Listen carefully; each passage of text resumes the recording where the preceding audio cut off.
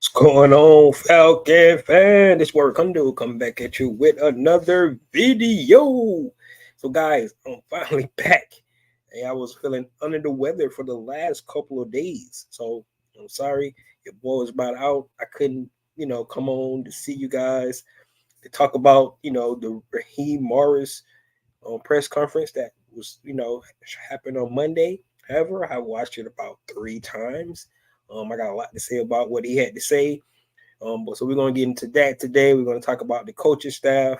Then we're gonna talk about the next steps, right? What's the steps for this off season? What it's gonna take for the Atlanta Falcons to get it rolling, to get this team built. Um, the collaboration that definitely with Raheem Morris and Terry Fontenot talked about how these guys are going to get it going, get this team, what it look like for 2024. This is the week of what's going on, Carrie. This is the week, Super Bowl week. So this the culmination of the 2023 seasons ending this week. Um, at the end, I give you guys my pick who I think is going to win the Super Bowl. But hopefully the Atlanta Falcons, at least be in the tournament next year. Have a chance to play a Super Bowl themselves. But we're going to get into that today. Talk about Raheem Morris since I haven't had a chance to talk about him because, like I said, I've been out sick. My first thoughts about what he had to say, the coaching staff and whole. Then we'll get into, like I said, the next steps moving forward for this off season. So, guys, with that being said, if you have not already, go ahead and please subscribe to this channel. Please hit notification bell so you don't not drop another video. Please hit the like button. So I know you guys are here to talk about. And please share my video throughout the YouTube universe, or more people can come in and hear me talk about these Atlanta Falcons. Carrie says she can't hear me. Hold on just a minute.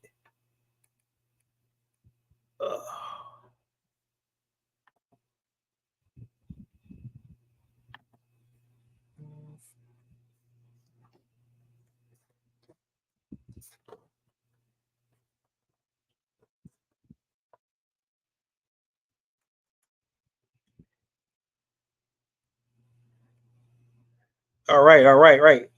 Let me know if you can hear me now, Carrie. If not, I'll try to get back into it. But like I said, um, talking about Raheem Morris, we'll get into that coaching staff because that's the biggest thing that I really want to talk about. Um, really didn't get my opinion on what I heard from Raheem Morris. I watched it about 3 times. I watched all the interviews between um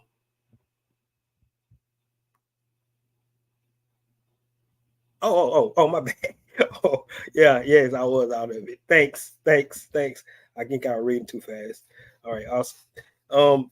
But you know, like I said, I watched the interview probably 3 times because I couldn't, get on here to talk about it. So I want to make sure I got all the things that I like, what I heard, kind of get an idea of, his vision for this, season, and moving forward with this Atlanta Falcons team. I can tell you, you're right off the bat, his energy is just really infectious. I mean, he's going to have everybody pumped up. You know, he had everybody in that room pumped up. He had probably the players listen to him. I know he had the fan base fired up. He's just a really positive guy. Um, he got a lot of confidence. That what you really like starting off the bat.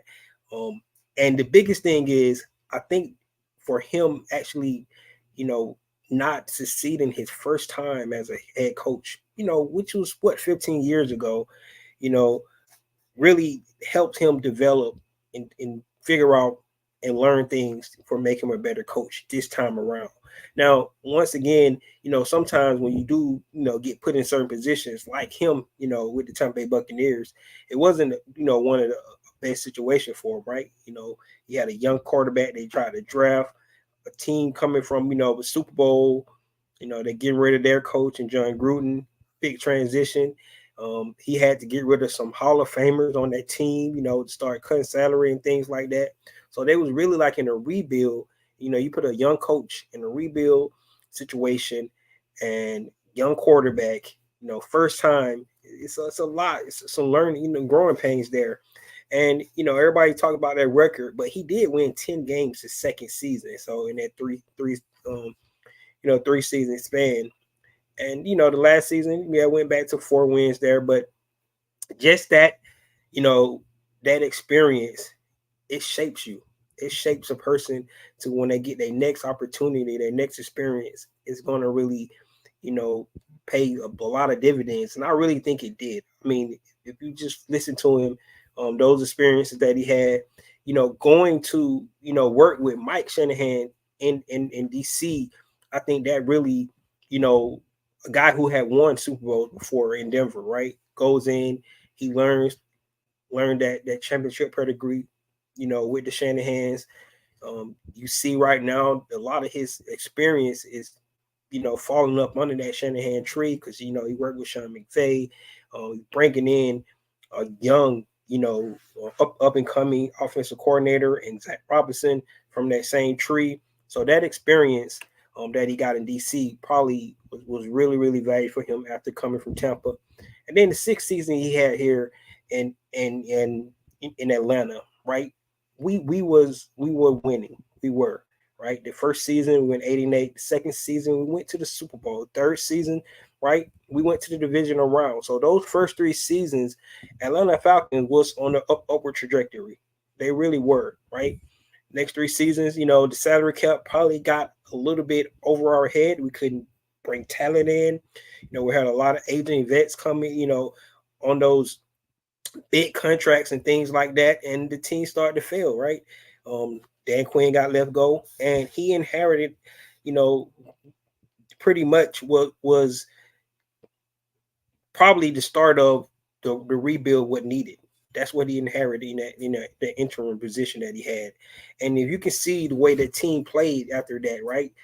They won 4 games, but they was competitive in a lot of those games that season. Yes, they only won 4 out of the 7, 4 out of 11, but they really was competitive, and you can see the way he galvanized that team at that time after starting off 0-5. So you had to see some of that growth, but going away to the Rams probably even energized them even more. Getting that experience once again, another organization with the Rams, becoming that defensive coordinator, probably being more of a mentor to the head coach and Sean McVay, being his sounding board for him to help him grow because he was a young coach as well.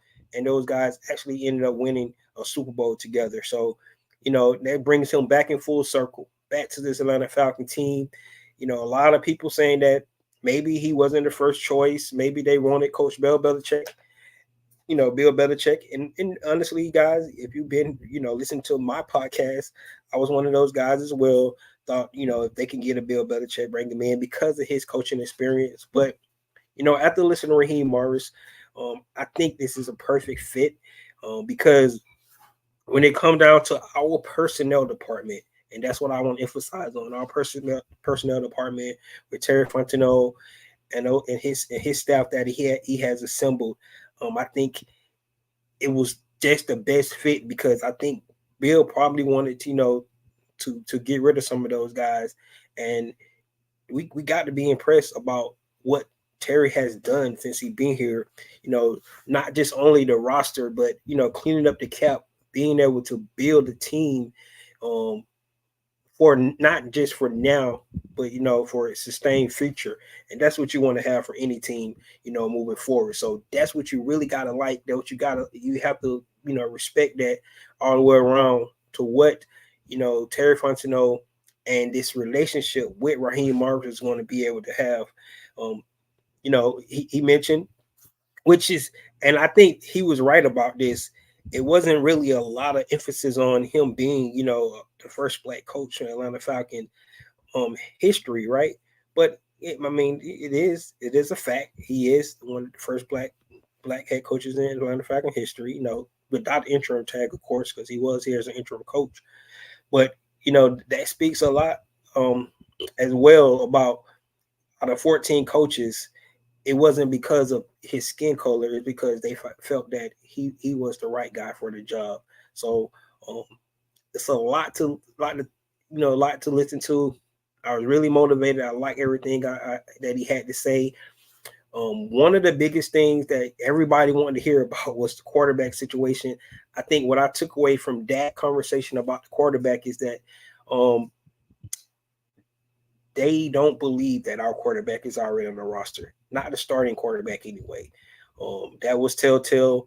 Of course, it wasn't directly asked about, Desmond Ridder or Taylor Heineke, but they really emphasized it. They said they was going to go pull and find somebody on the coach, to bring in to be our next quarterback, whatever, you know, means they have to do to go get that. That's going to be a big deal. It really is.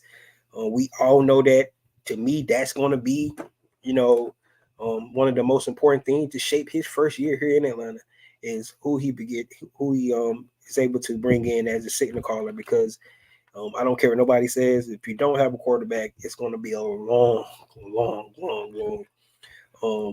bumpy coaching ride for any coach. I mean, we talk about Bill Belichick, but if you look at his quarterback play over the last 3 seasons, pretty much he had the same record. Raheem Morris had his first 3 seasons as a head coach. So just put that beside. One winning season for Bill Belichick in the last 3, one winning season for Coach Raheem in his first 3, right? So, and because sitting the callers, right? We talk about how great of a coach Bill Belichick is, but his last 3 seasons, I would say Raheem Morris probably had a better winning percentage in his first 3 seasons that Bill Belichick had in his last 3 seasons. And it's all because of who you got on the center, right? So I just want you guys to think about that. So you have to find a quarterback. That's one of the most important things that you definitely look at. But I really want to talk about is just the assemble of his coaching staff. And we're just going to run down the list real quick. Some of the big names, things I think that was really important for him to actually do when they decided to assemble this coaching staff, him and Terry, because I think, Terry has input in this. Just by the mere fact, if you look at guys like Dwayne Ledford coming back, being the offensive line coach, keeping that continuity there because our offensive line is pretty much intact, right?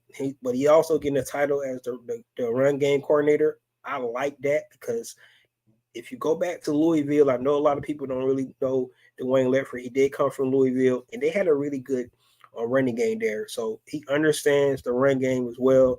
Being able to help, the young offensive coordinator and Zach Robinson, I think that's going to really benefit our offense. Having Dwayne Ledford come back to be the offensive line coach, I think that was really big. Also bringing back our running backs coach, Michael Petrie. We got those 2 dynamic running backs in the backfield, and Tyler Algier and Bijan Robinson, bringing him back just to having that continuity there. Moving TJ Yates, a former quarterback in the NFL, to quarterback coach. All fairness to Desmond Ridder and Taylor Heineke last year, they really didn't have an a quarterback coach. Yes, you can say David Gone kind of filled in as that role, but you need a guy that's going to just be dedicated to making sure that the things Raheem Morris talked about, right? Your balance in the pocket. You really don't understand how important that is for accuracy for young quarterbacks, having that balance, being able to get the ball out on time, understanding, how to have your balance when you're throwing the ball, to both sides of the field, left, right, all the different throws and things like that. So having TJ Yates come back, I think that's going to be really good. And then the biggest one for me was bringing Jerry Gray back, being the assistant head coach, still being back there, helping our new defensive coordinator and Jimmy Lake. I think bringing Jerry Gray back, keeping that continuity of a defense that really, really excelled last year, I think that's going to be really important as well. So, those are some of the good things that you really like to see that, in this staff that you like Raheem Morris. And like I said, that, in my opinion, bringing back those guys that was from last year. And of course, I won't forget about our special team coach as well, Marquise Williams, bringing him back. All those guys, coming back that was with the previous staff, I think is huge for Raheem Morris. And I believe that really has a lot to do with the collaboration between Terry Fontenot, telling him, give these guys a chance, listen to what they say, because they definitely could be beneficial to your staff. And retaining those guys, it's not a complete start over, with the chemistry and the team, everybody coming in, they can kind of hit the ground running because we have some guys to stand over from the last regime, right? Um, the biggest things that we do got to look at, we got a wide receiver coach, a real wide receiver coach. Ike Hilliard coming over, former NFL player himself coming over. We really need that. Right now, we only got one wide receiver on the contract, and that's Drake London. But whoever comes in, they actually have a veteran, wide receiver NFL to come in to help them learn and how to get the depth, get the routes down, understanding things like that from a wide receiver's perspective. Not saying that a quarterback can't, because quarterback has to understand depth and timing and stuff as well. But I think Ike Hilliard is going to bring a lot of physicality, because if you watch how he played in NFL, and we already have physical receivers anyway, guy like Drake London, but I like the addition of Ike Hilliard. Another guy that we can look at is our tight end coach, Kelvin Coker. Played 3 years, coached 3 years with the Chargers.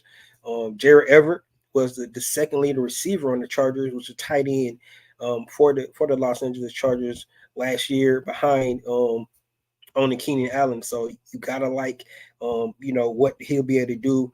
Same kind of body type, a little bit. Kyle Pitts a little bit bigger than Everett is, but you like, an opportunity to be able to get Kyle Pitts back on track to what he did in his first season, in the NFL. So bringing in Kevin Koger is going to be really good. Two guys that I had to look up, I really didn't have a lot of information on, and that was our defensive line coach, Jay Rogers. 11 years experience, right? So they had 48 sacks last year. So you like to see that.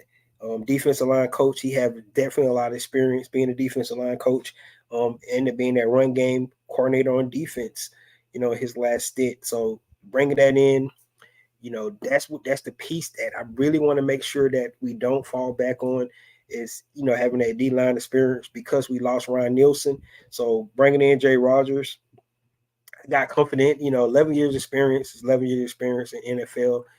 So that lets you know he's not somebody new just coming in, and he has coached that position. Bringing our linebacker coach, and I definitely love our linebackers, all three of them. Especially Landman, Ellis, and Anderson, all three of those guys. But Barrett Rudd coming in, it's going to 8 years in college, right? He coached 8 years in college, but it was all that linebacker coach. So he has experience being a linebacker coach. Bring that in, and you definitely want to have that mixture of young coaches with older coaches, because you want to be able to grow young coaches. That's what you really want to do. So I like bringing in a guy like Barry Rudd, and we have some young linebackers that's that we want to be thumpers. We want to be able to be downhill, we want to be able to cover in space and things like that. So you like to have a young linebacker coach. Then we get to our two coordinators, which is going to be the biggest thing, is Jimmy Lake coming over. He was the assistant head coach with the Los Angeles Rams last year. Of course, he was a former head coach with the University of Washington. And from there, he was the defensive back coach, defensive coordinator there as well. So he has head coaching experience in college. And he has defensive coordinator experience calling plays in college. He has never called plays in the NFL, but he does know how to put a play call sheet together. You really can call on the talent that you have, right? You got to be able to put your players in the best position that they need to be in to be successful. And I think with the assistance of Jerry Gray, having our defensive line coach and Jay Rogers, and being able to retain Dave Huxtable, as an assistant, defensive assistant as well was huge, right? So having all those guys, I think Jimmy Lake is going to be fine. And of course, our head coach Raheem Morris, who called, defensive plays for the Super Bowl winning Los Angeles Rams a couple of years ago. So you have all those things to think about when you think about a guy like Jimmy Lake. I like that he was a head coach before. Yes, it was in college, but he does have the experience of being a leader, being able to relate to younger guys. That's what we're going to need, especially on his defense. And I think the biggest thing about our defense, we don't want to take a step back. We want to be able to take a step forward from what we did this year. So I like that move by Jimmy Lake. And then the biggest move, everybody, when we was going down this head coaching search, and everybody wanted an offensive guy who was going to call plays and things like that. That's what everybody said. I want an offensive guy. I want somebody that can call plays. I want somebody that can get a quarterback to make this offense to lead this offense to its potential. Well, I was on the thing where I wanted an actual coach, right? I wanted a coach.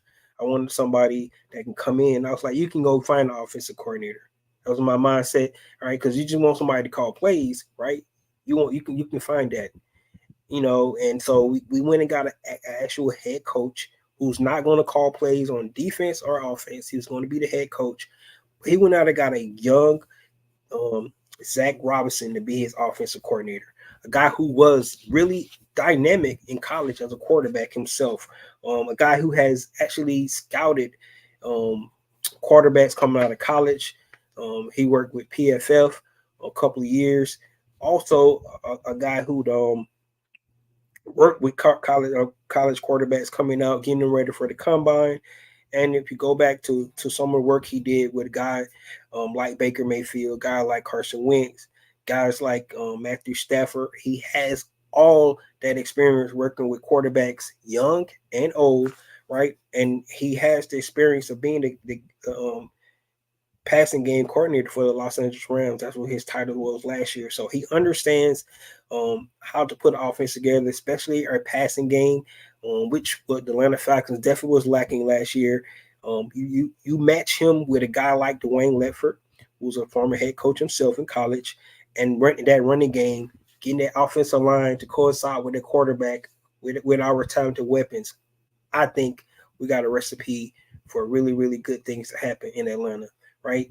The whole thing is, coming from what Kyle Shanahan has been able to do, getting it from his pops and Mike Shanahan, right? And having that kind of, bringing that kind of the experience and bringing that kind of flow of offense to this Atlanta Falcons team could really be special for us, right? I expect more 11 personnel. You guys know that means more wide receivers out there, less tight ends. If nobody noticed, Arthur Smith already trying to bring Parker Hesse in to the Pittsburgh Steelers. He's already trying to recruit him over there. So it's definitely what we're going to see from this offense is going to be different, right? We're going to be able to utilize the talented guys that we got. I think, a lot of these guys has untapped potential because we haven't seen it all. Now, we've seen what Bijan and what guys like Tyler Allgeier can do, but I really don't think we have seen the extent of how good Kyle Pitts actually can be, right? We want to be able to show, because what he did his first season, that was a rookie, first time coming out, trying to learn the game and things like that, which, he had over 1,000 yards, but, being able to, enhance the things he do well. And like I said, giving him the right roles. With one thing that Raheem Morris mentioned in his press conference, understanding what he's good at, the right roles in this offense, I think is going to be huge for a guy like Kyle Pitts. Drake London, definitely, in my opinion, is the number one wide receiver. Definitely to go get more help to help him out, but being able to utilize his talents as well. And you think about, he has the most catch as a rookie, receiver in Atlanta Falcons history. And you just look at the quarterback play in his first 2 seasons here. So that shit speaks a lot about, the potential a guy like Drake London has. So, guys, that's the coaching staff in a nutshell.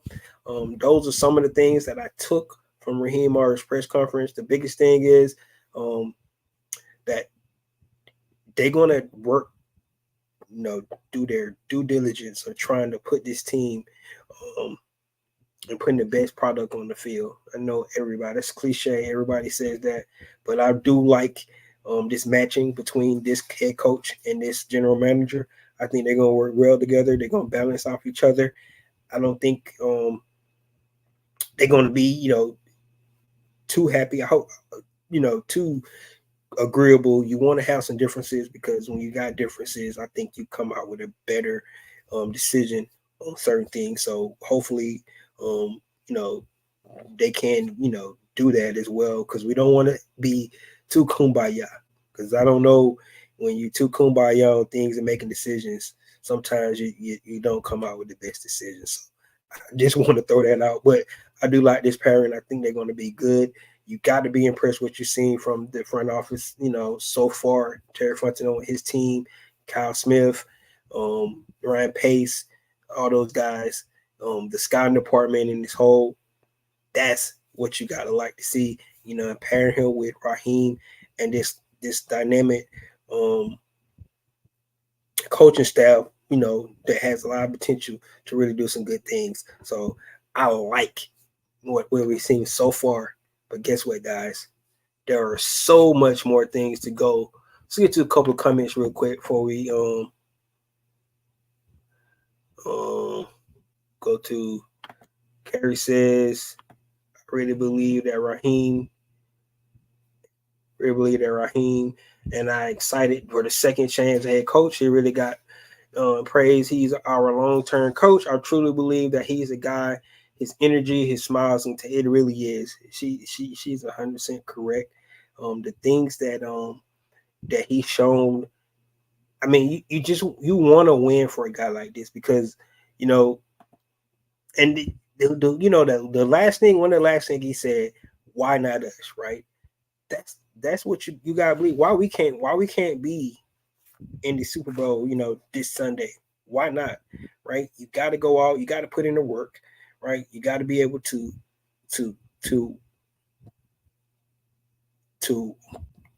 show that you want to be a winner.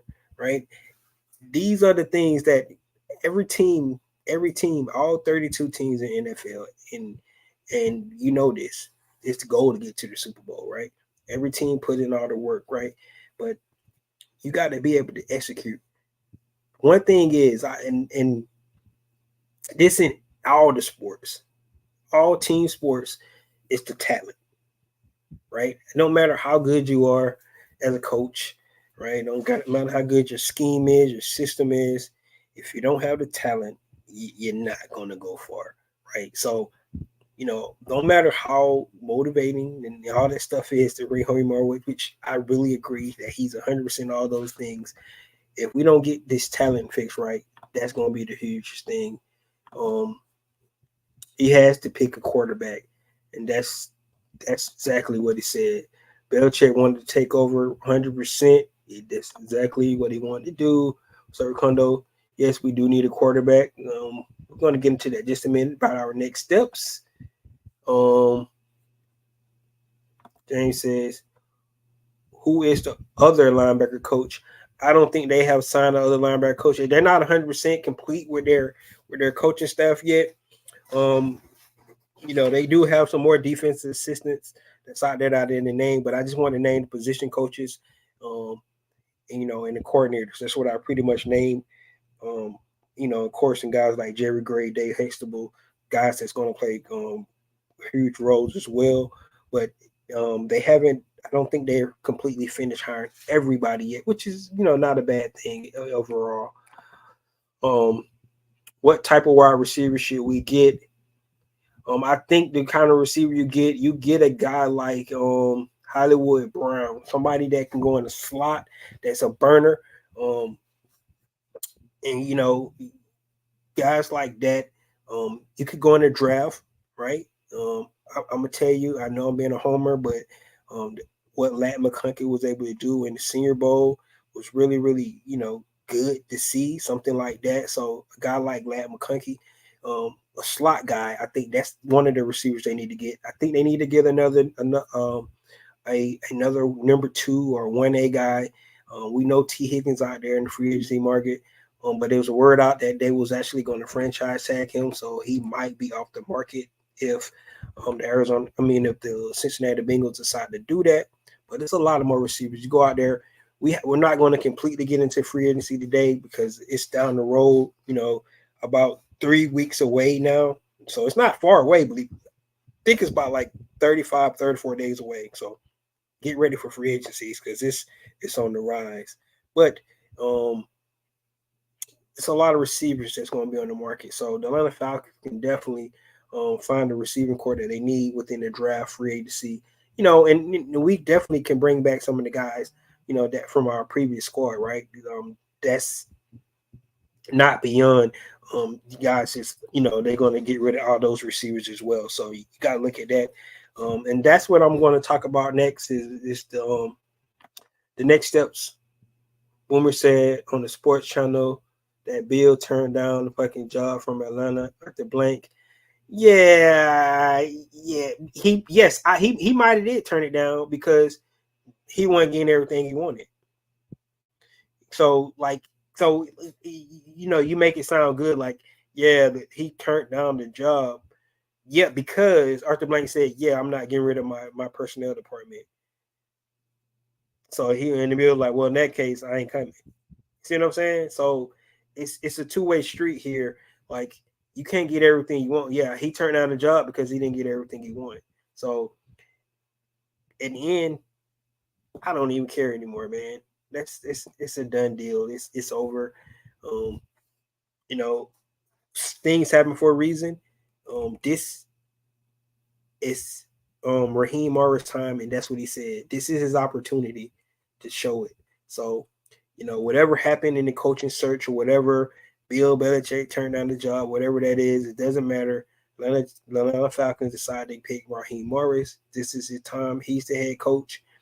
Now it's up to him to deliver the goods, right? That's where it boils down to, because this is a results-driven league. It's it's a honeymoon phase right now.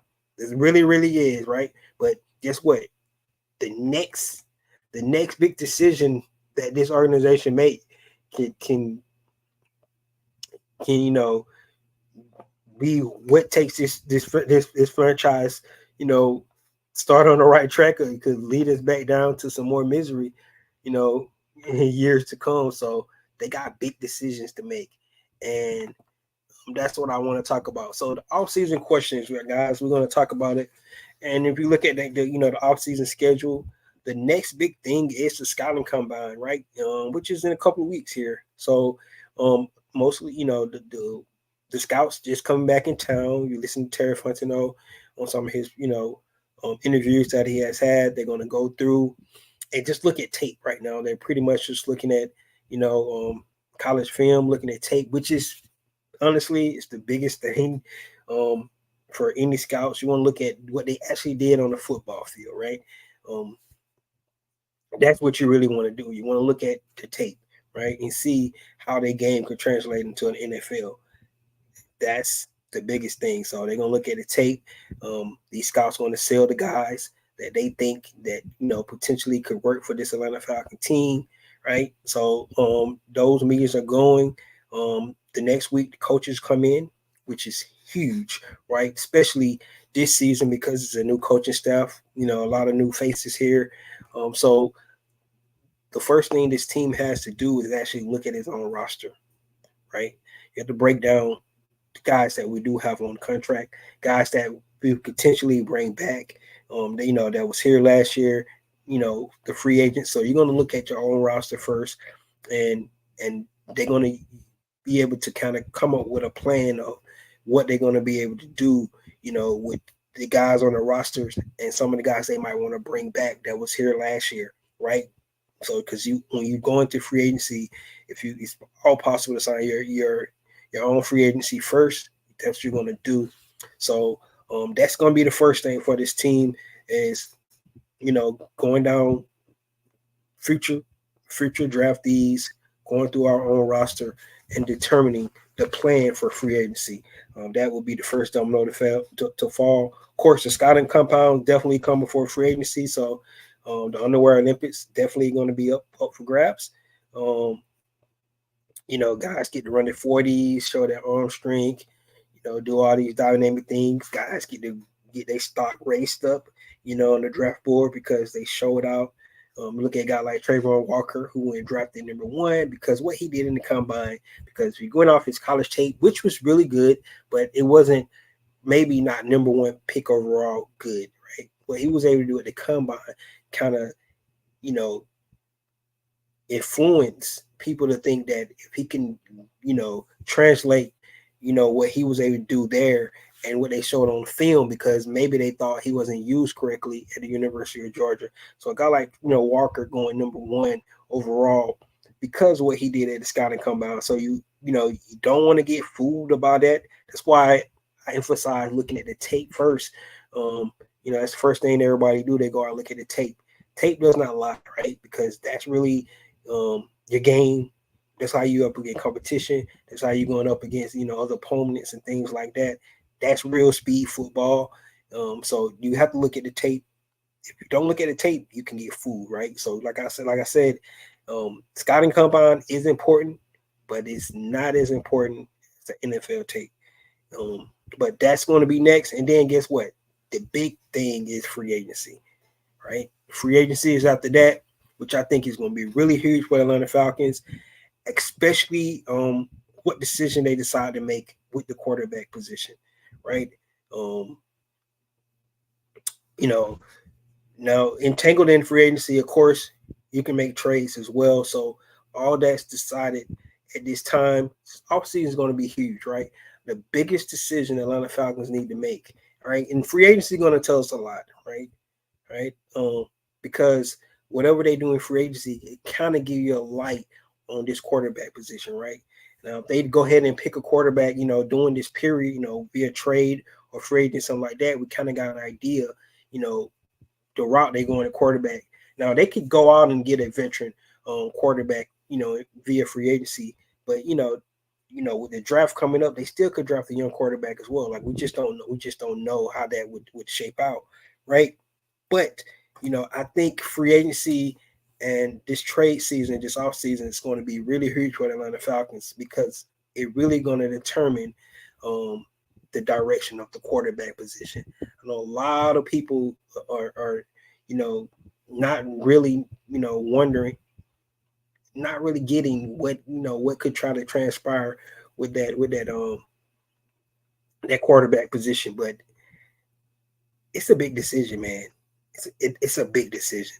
They kind of brush it and try to seem like, well, they can just get this guy. No, right? Going into his first season, a team that is pieces away from being really, really competitive. Going out to get a quarterback is so important. I mean, you can't overlook that. And I think that if they nail this quarterback position, all right, Raheem Morris have a good opportunity to have a good start of his coaching, career for the second time. That's just got to be the case. Wallace said, "What's going on, Ricondo? And the people need to move on from Belichick, and Raheem was the candidate they felt was the best candidate." And it's really just, that it's kind of sad because, it's funny how, everybody shine a light on Atlanta Falcons. Well, we only want to interview them. Let's be honest about that. But we get all the why Atlanta didn't bring him in. What about all the other teams, right? I mean, it's just funny. And then now you got a rumor that he turned down the job. It doesn't matter. Raheem Morris is our head coach. We're moving on. And if any fan is still talking about Bill Belichick, guys, just let it go. It's over, man.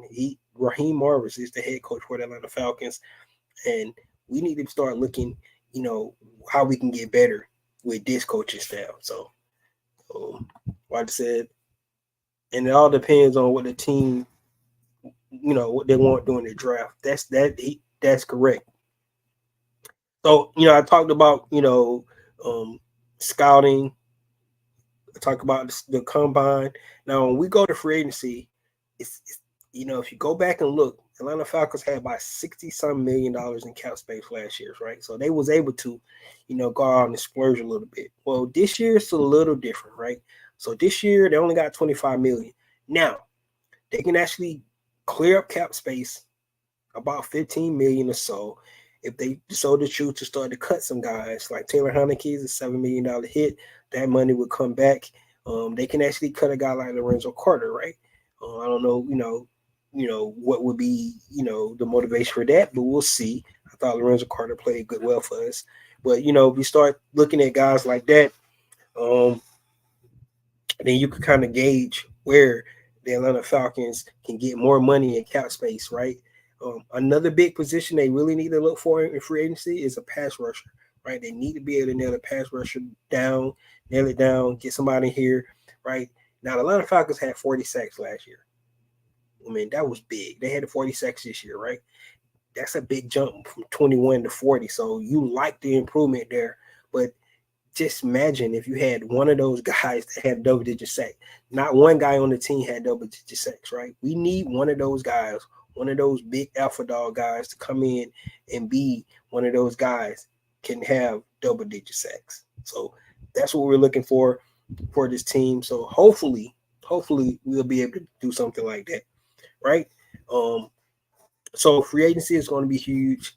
Got to be able to kind of now at this time kind of be choosy on their free agency, right? Last year they could actually go out and do things and kind of figure out who they really wanted, kind of go for the big dog, things like that. This year they got to be a little bit more frugal with their money and try to find out a way to kind of save a little bit and bring guys in. Now they can create more cap space by restructuring guys contracts and things like that, pushing to the right, things like that. Guys like Grady who just signed a contract, Jay Matthews, if they so choose, something like that, they can definitely do that to create more cap space. If they really want to get somebody, especially like they want to go get a big name quarterback, like a Kirk Cousins or a Russell Wilson, right? Somebody like that, they might have to pay them a little bit more money. So you want to be able to create some cap space that way. Now, one of the biggest things that decisions the Atlanta Falcons also have to make this year is the contract of AJ Terrell. Right, AJ Terrell is coming up. This is a contract year. They got to be able to pay him. So that's another way that they can actually free up cap space there because they get AJ a contract, pay him a signing bonus, and then push his money to the right as well. So that'll be another way to create cap space. But bringing in AJ Terrell, that needs to be a decision. That's going to be should be one of their things that they need to really think about as well. Being able to pick up Kyle Pitts' fifth-year option is definitely should be on their mind as well. That's for next season, but they definitely need to pick up his fifth-year option. So those are some of the things that Atlanta Falcons need to be thinking about this year. Coming in now, some of those decisions like Kyle Pitts' fifth-year option is later on in the season, not right away. But guys, this is a big inflection point for the Atlanta Falcons this year. It's no other way around it. They decided to make a coaching change, right? Their head coach, because they felt like Arthur Smith wasn't going to get them over the hump, right? Now, we have seen things like this happen before in sports. We really have. We have seen where a team was teetering on maybe being something special, and then maybe see a coaching change, and it hits the ground running, right? So you look at what happened to Tampa Bay, right? Tony Dungy came in. He pretty much built that team, right? He had that team right on the cusp of a Super Bowl. They made a coaching change. They bring in, John Gruden, and they win a Super Bowl, right? Look at the Golden State Warriors. Mark Jackson had the Golden State Warriors right where they need to be. He had them there. young team growing up, getting the playoffs, just failing, bringing Steve Kerr. What happens? They get him over the hump and they win. They become a dynasty, right? So we have seen things like this. So yes, I'm putting a lot of pressure on Raheem Morris by comparing him to those teams that went on to win championships and things like that. But what I'm saying is, the way we felt last year about this team and all success that they had, right? It was really special for us, right? We all, I don't think anybody wasn't optimistic about coming in this season, especially after the moves they made, right? Um, a lot of that talent is still here, right? Now they have to nail certain things. They got to get a quarterback. They got to, clean up a couple more holes on the team, cornerback, maybe another safety, right? Getting a quarterback in here. Big things, right? It's not small things either, right? It's some of the things they got to make. They got to nail another draft. 100% need to nail another draft. That's going to be huge for them. And then we're going to need some of these young guys to take a step forward, right? We want to see these guys was in their second year, going their third year and be even better than they were last year, right? We want to see guys in their first year be better in their second year. So you want to be able to see the jump from your young players as well, because those guys on the contract for years, so you don't have to worry about filling those gaps, because those guys are young, they're talented, and you got them on the salary for years to come. So all this stuff got to happen. You got to stay out of injuries, be lucky, and things like that. But if this thing goes like we want it to go, what I'm saying is I believe that with all these steps, all these questions, if they are able to answer them, and from what we've seen from the chemistry between our two leading guys on this team, and Raheem Morris and Terry Fontenot, they're going to come together and they're going to come up with a plan. And they're not going to do it alone. They're going to have some good, solid guys that's there to help them, right? I think they should be able to utilize Zach Robinson, the guy who's going to be calling the plays, to be able to go in and get the right guy, right? I'm gonna come back on here. We're gonna break down some of these guys, some of these quarterbacks and things like that on some other shows. But these are some big questions, right? This excitement is here. It really is. Maybe a lot of people wasn't too excited about Coach Raheem Morris coming in, because you go back and look at a coaching record from 15 years ago and saying that he can't do it. But coming back and getting that second chance is always something that everybody wants, everybody deserves. I think he's ready for it, and it doesn't seem like the moment is too big. I think he's ready to hit the ground running, and I think he's going to work his ass off, to be honest. I don't think that he's a guy that's going to take shortcuts. I think he's going to put in the work. They're going to do everything they can to figure this quarterback position out, one, right? Make the right decision on that, whatever it may be. We don't know. We have no idea, they're thinking on that, right? It's so many different options out there. We can go down the line on those. We'll do that on a later show. But they have to be able to nail that. They got to be able to nail free agency. They got to be able to nail the draft, right? If they do that, we're going to be setting ourselves up. And this time, hopefully, guys, right, the optimism that we're going to go in with this season, we can be like, yeah. Because, like I said, you have the talent, right? When you have talent, right, you just got to put it together, right? Sometimes it don't work, right? Like I said, you go back. Sometimes you need that coaching change to get you over the hump, right? And hopefully, bringing in a guy like Raheem Morris with all that infectious energy that he has, the things that he's able to bring to the table, is going to put us over the hump. So, guys, let me know what you think about Coach Morris, his coaching staff, some of the offseason questions that you may have, for this 2024 season. don't forget to tune back in. Because we're definitely going to break down some more things. Got a lot to talk about.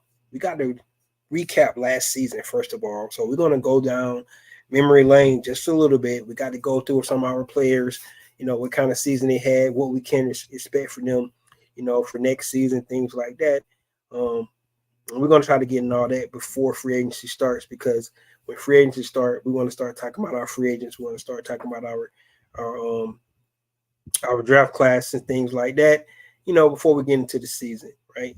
Hopefully some of these questions that we just talked about tonight definitely be answered, like quarterback and things like that, by the end of free agency. We'll see. Maybe it get answered in the draft. We don't know, right? But everything is going to start to work out.